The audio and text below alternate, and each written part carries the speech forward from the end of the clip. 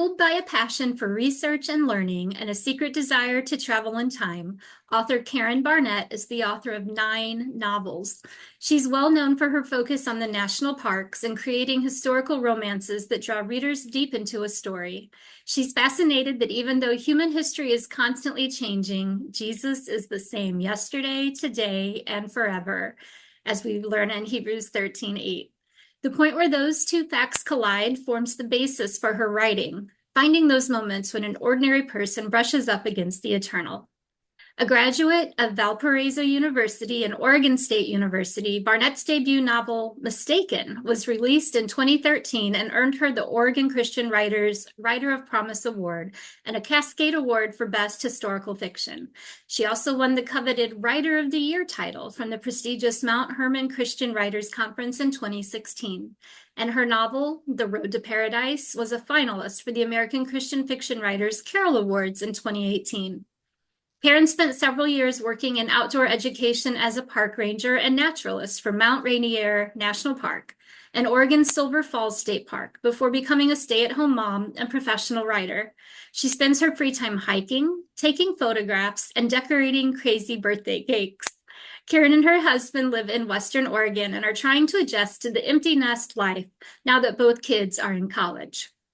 Well, their home isn't entirely empty. They still have 3 mischievous dachshunds underfoot. Karen, good morning. It's so good to have you here. Good morning, Heather. I'm really excited to be here with you. Can you start off just by telling us how you got started writing?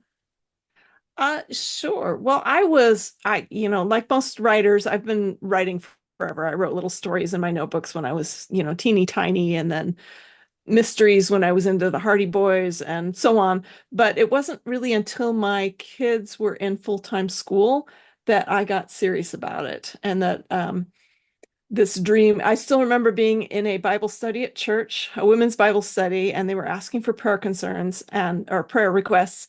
And I just kind of was overwhelmed with this, I really have this dream of writing a book. And those ladies have prayed for me ever since. I mean, that Oh, was probably, oh, not quite 20 years ago, so 17 years ago or so. And I know several of them are still praying, and they often come up to me. It's like, I remember when you asked for prayer for these books, and look how many you have now. So wow. such a nine blessing to novels have people who later. can pray for you. Yeah. That's incredible. I love that. So, your most recent book, your newest book that we're going to talk a little bit about today is called Where Trees Touch the Sky. You have a Mhm. copy there. It's so pretty. I love those colors. They did a beautiful job with the cover. They did. And I can you tell love us a it. little bit about what inspired that story? Sure. Well, I mean, it kind of goes back again to my childhood. I have written several national park novels now, and I had always dreamed about writing about the redwoods in California because when I was young, I remember being in school, and one of my teachers was going through old textbooks and discarding old ones, and she just let us pick and choose, if you wanted one to take home to play school, or this is like third grade. And I found a book that was a collection of children's novels. And I mean, so what's better than children's stories? So one of them was a children's novel from the 40s called The Big Tree. And everything was written from the point of view of a sequoia redwood. Oh, And wow. like, from before the time of Christ, when these trees can be very old, all the Yeah. way through American settlement, and then the logging, and then being spared by a park. And I was just fell in love with this idea of these trees that were that old and that big, and kind of dreamed ever since of writing a novel about those trees. So this was Where Trees Touch the Sky was my opportunity to do that, though.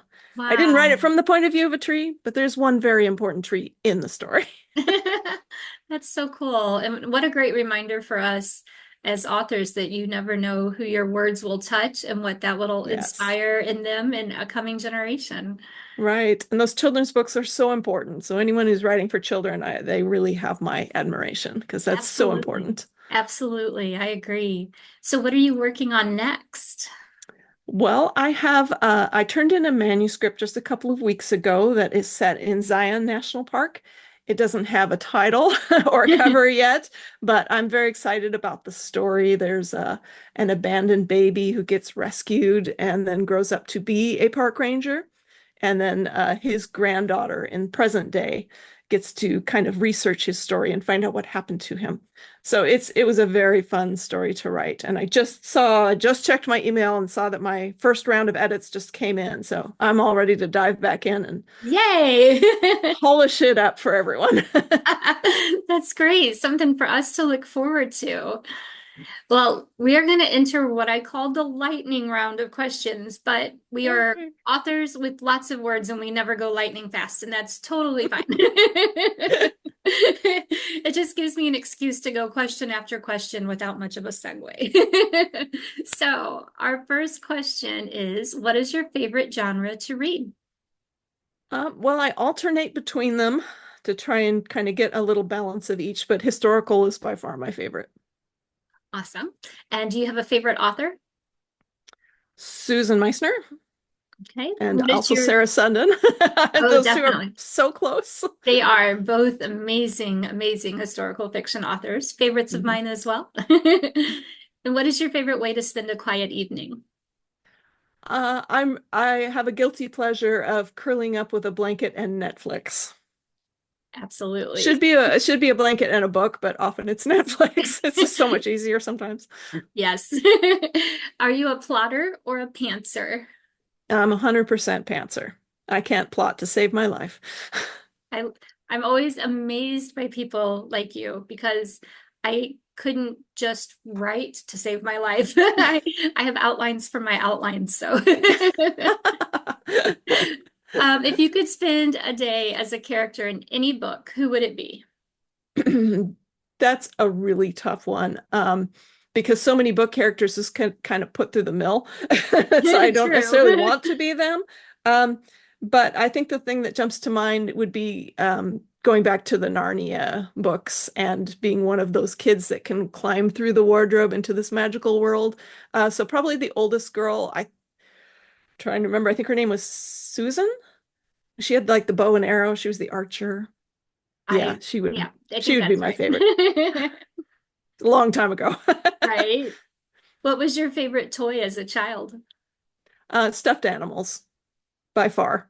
They made up their own story, or I made up stories for them. So yes, definitely stuffed animals. Do you prefer friends to lovers or enemies to lovers? That's tough. I like them both, and I go back and forth. I think enemies to lovers is probably pulls me in faster. Mhm. It's very interesting when you have that dynamic that switches and when they have to Mm. grow and change over time. I agree.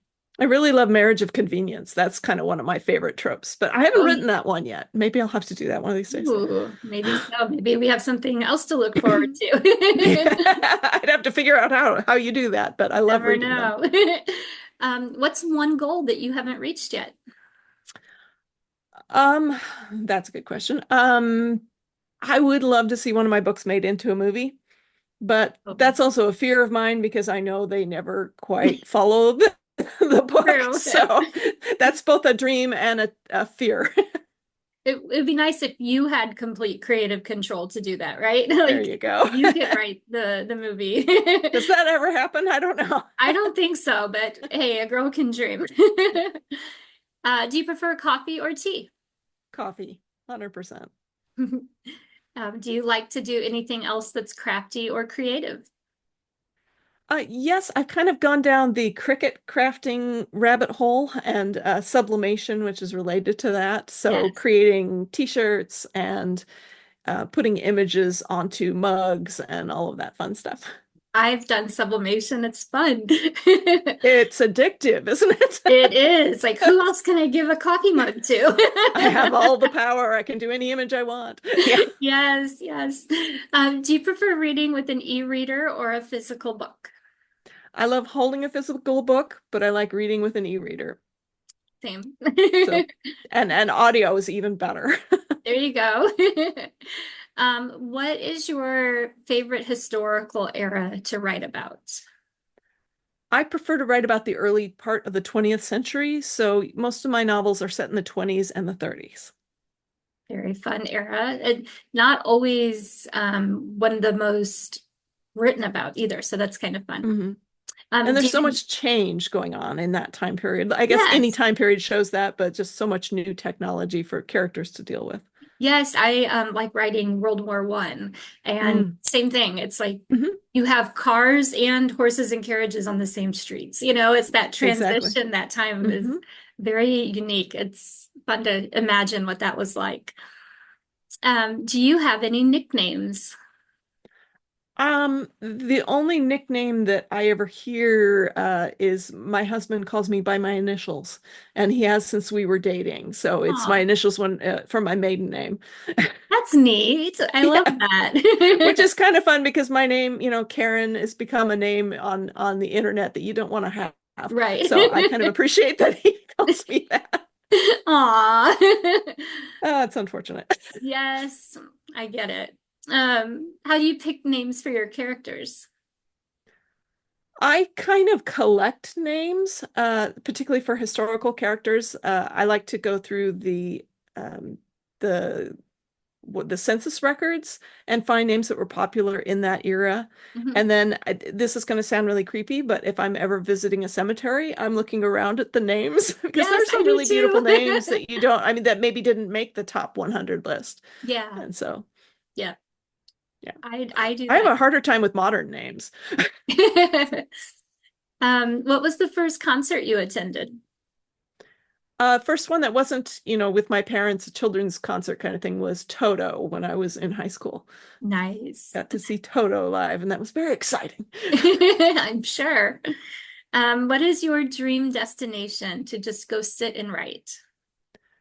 That would probably be any kind of like mountain, forest, cabin, beach, even mountain, forest, beach, anywhere beautiful location. I have an Airbnb that I visit often, well, like once per book cycle.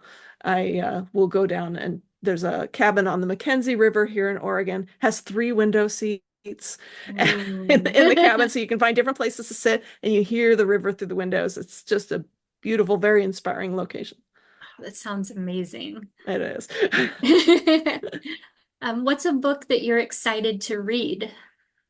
I'm dying to read Sarah Sundin's next one. It comes out in February and it's called The Midnight on the Scottish Shore. So that Yes, sounds so intriguing that I it can't wait. does. I'm excited. February. I have to And wait it till has a February. beautiful cover too. It does, It yes. does. What's the most difficult part of the writing and publishing process for you as an author? That one is easy. For me, it's deadlines. That's, and as much as I blame the deadline, obviously it's my preparation for it. So I'm a procrastinator. And Okay. if something gets hard, I would rather avoid it and do anything else. So I often end up writing too much of my book at the last minute, and that's not a healthy way or a good way to do things. So I am working really hard to get past that. But deadlines are my enemy. We all have hurdles. Yes. And what do you love most about being an author? I really enjoy talking to people who have read the book. We do so many events that are like, book signings and that kind of thing where we're trying to talk people into reading our books, which is really an uncomfortable feeling. Like, you're really Yeah. going to love this book. It feels like you're bragging on yourself. But talking with book clubs is my absolute most favorite thing to do as a writer because they've all already read the book. They're already sold. So they're eager to jump in and talk about the characters and the plot and the spiritual thread. And that is so much fun. Oh, I love it. It does sound like fun. Well, Karen, where can people find you online? Well, my website is karenbarnettbooks.com. So that's Karen Barnett, Barnett books.com. And I have a free download of an ebook if anyone wants kind of a sample. So if you sign up for my readers group on there, which you'll get my newsletter with lots of fun stuff about national parks, and then you can download the free ebook. Great, thank you.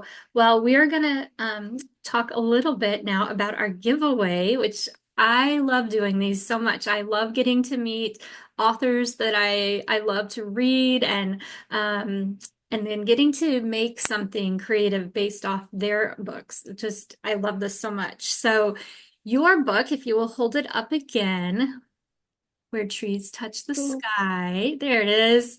oh, So, no. I completely vanished. that was a magic trick. That's the I risk of a virtual background. Yes, I love it. So I got to do something fun with yours, something a little bit more literal, but also kind of funky and fun. So I did a pendant and earrings. Here's the pendant, Oh, little love it. tree. There's the tree. Yes. And then the earrings are just some kind of funky polka dots that will match. So this is the jewelry set. Yay. That's And right. all our readers and watchers have to do is like our giveaway post, comment done, and follow both of us on social media. They can follow us on Instagram and or Facebook. So it's nice and easy. And then this is going live Monday morning, and on Wednesday night we will announce a winner. And it's US addresses only, as postage is through the roof. We love our international friends, but gifts have to stay within the US. So, Karen, it was so great talking with you. Thank you so much. And I'm excited to see who our winner is going to be. Same here. I'm really excited to see what happens. So All right. thank you for having me. This is so much fun. You're so welcome. Thank you.